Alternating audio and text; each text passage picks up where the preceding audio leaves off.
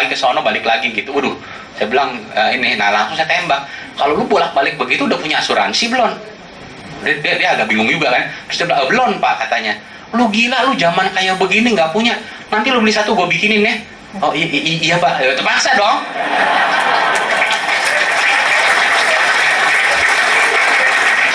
Ya kan, jadi saya bikinin teman-teman, saya bikinin ya kan, besoknya ajak makan lagi, tanda tangan langsung. Terus saya bilang sama dia, ini gila emang ini bisnis, bener dan gampang banget. Wah, ya kan, gampang banget gitu kan. Nah, itu adalah klien pertama saya dan satu-satunya klien yang saya bisa tutup dengan begitu teman-teman. Sisanya yang lain tidak ada satupun yang berhasil saya closing. Karena nggak pakai sistem. Ya, jadi dia habis di closingin begitu, terus dia kasih tahu dong teman-teman yang lain, itu si Pak Misi itu sekarang jadi agen asuransi loh. Waduh, yang lainnya semua jadi nggak mau kalau saya teleponin. Nah, disitulah saya mengalami kesulitan teman-teman ya. Jadi pada saat saya mengalami kesulitan itu, saya ketemu lagi sama Denny. Nah, Denny bilang begini, Pak Wisri, kalau mau closing, kalau mau bagus, ikut satu ya Pak, training. Kan katanya kalau mau bikin martabak yang bagus, belajar sama tukang martabak, jangan belajar sama tukang bakso katanya gitu kan. Gue pikir bener juga. Ya udahlah, gue datang lagi, gue training lagi. Jadi saya ikut training gitu loh. Cuman kali ini dengan sikap yang berbeda. Makanya attitude penting banget teman-teman ya. Jadi dengan sikap yang berbeda. Karena bagi saya waktu itu training, alah, gue udah tahu lah yang begini. Kalau gue sudah tahu ya, when you stop learning, you stop growing. Bener banget. Jadi udah, saya nggak dapat apa-apa dari training itu. Cuma dapat ilmu yang menurut kita bisa dipakai, tapi saya nggak pakai di lapangan. Tetapi dengan pola pikir yang berbeda, saya ke sono, ya gue nggak ngerti nih, gue mau belajar nih supaya gue bisa closing bagaimana gitu ya. Malah bisa, oh begitu caranya gitu loh. Jadi akhirnya saya dapat ilmu itu, saya mulai pakai. Cuman memang saya tidak survei, saya harus harus ngaku dosa nih ya. Karena begitu saya survei, orang ketawain saya malah, gila lu nggak suruh anak buah lu aja. Ya udah, saya masukin lagi ya kan. Terus caranya gimana? Akhirnya saya hafal 8 pertanyaan itu teman-teman, sambil ngobrol saya keluarin itu.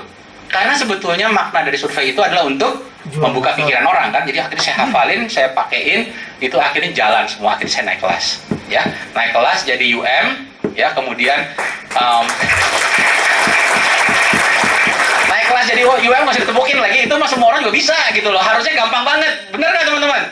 Bener ya. Jadi naik kelas jadi UM itu biasa banget. Nah, yang luar biasa sebetulnya adalah naik kelas dari UM ke SUM. Saya akan cerita lagi. Waktu saya duduk sebagai UM, 3 bulan pertama saya cuma dapat cepet tiaw api, jelek banget ya. Tapi bulan keempat sampai Juni itu dalam 3 bulannya lagi saya dapat 900 juta, jadi 1 miliar teman-teman ya. Itu boleh tepuk tangan, thank you. Jadi saya bulan Juni udah naik kelas jadi SUM.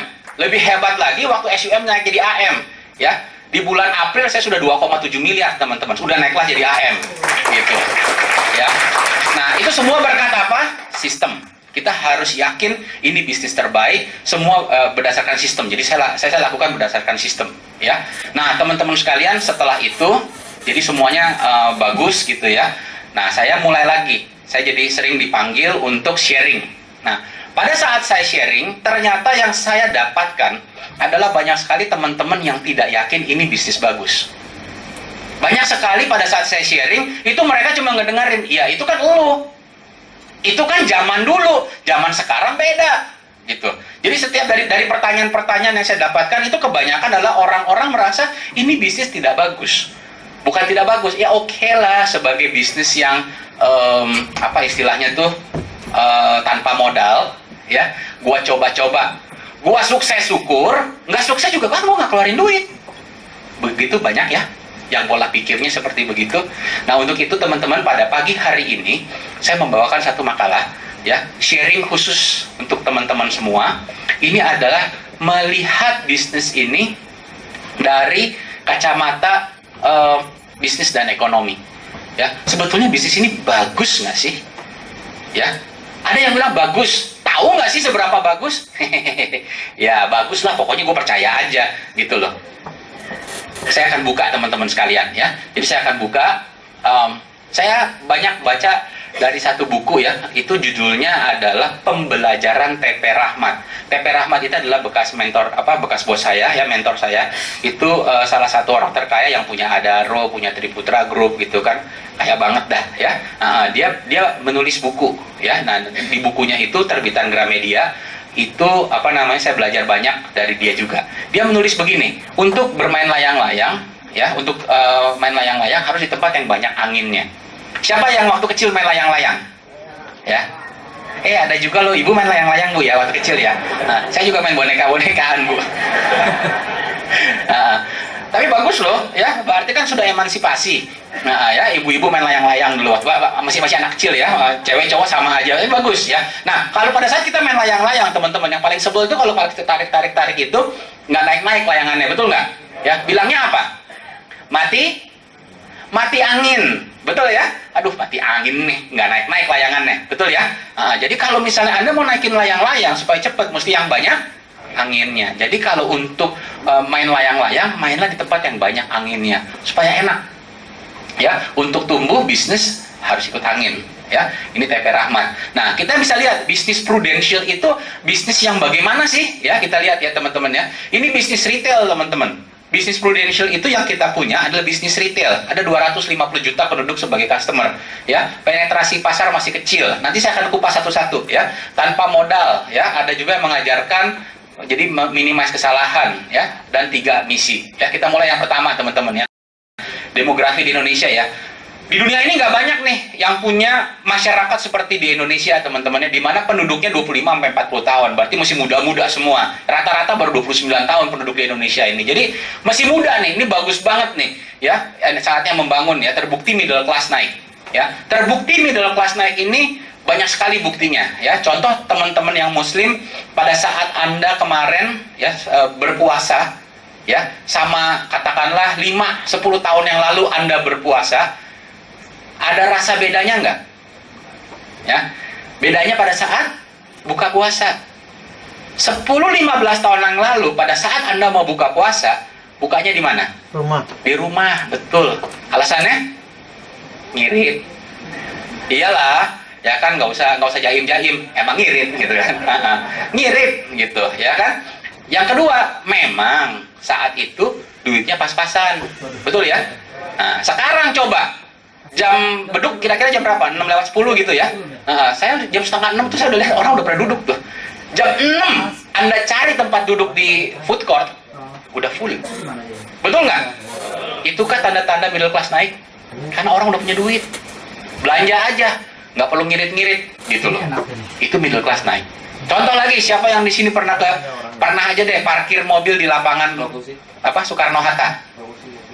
Nggak ada yang bawa mobil ke Soekarno Hatta? Oh ada, ya kan, parkir ya.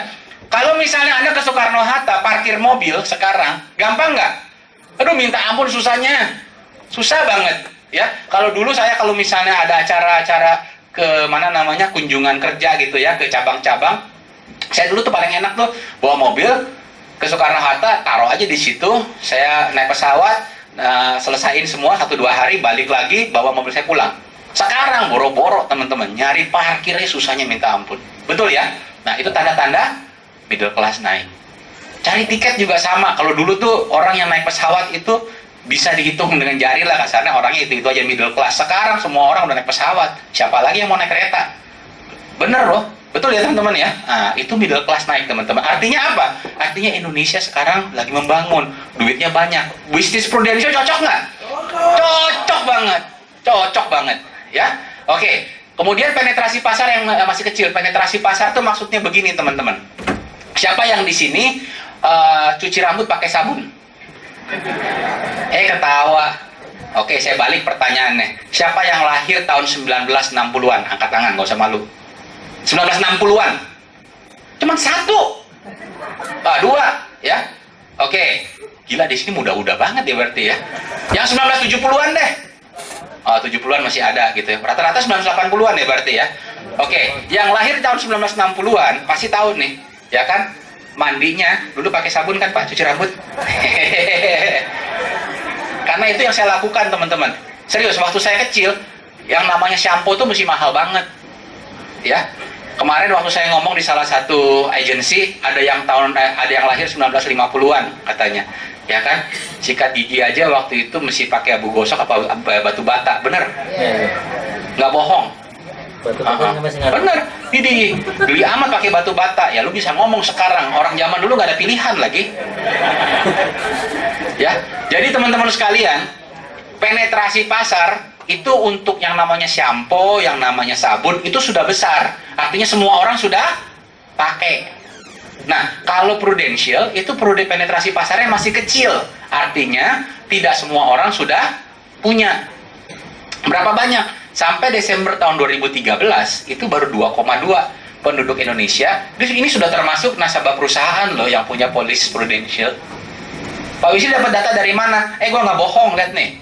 Ya.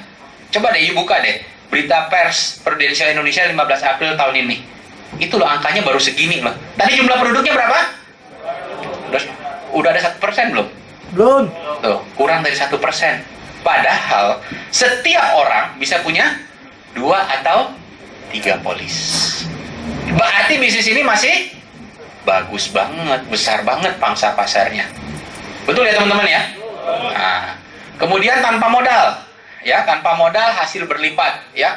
Ini adalah ini jenjang karir baru nih teman-teman ya. Ini jenjang karir baru di grup Grand Vision, kita pakainya yang ini ya. Jadi agent 7 juta 14 21 49 08 392. Ini ada jenjang karir baru yang di Provision dan Grand Vision, kita pakai yang ini.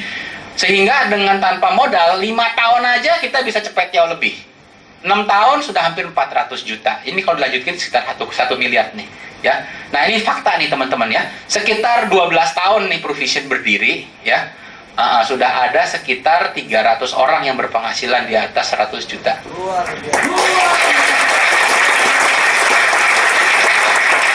Sekitar 500 orang lebih berpenghasilan di atas 50 juta. Ini di luar yang 100 juta tadi pastinya ya. Teman-teman sekalian, kalau Anda cuma mau dapat 7 juta, 10 juta, aduh ini mah gampang banget di sini. Ya, tadi pagi saya ketemu sama satu PUM saya baru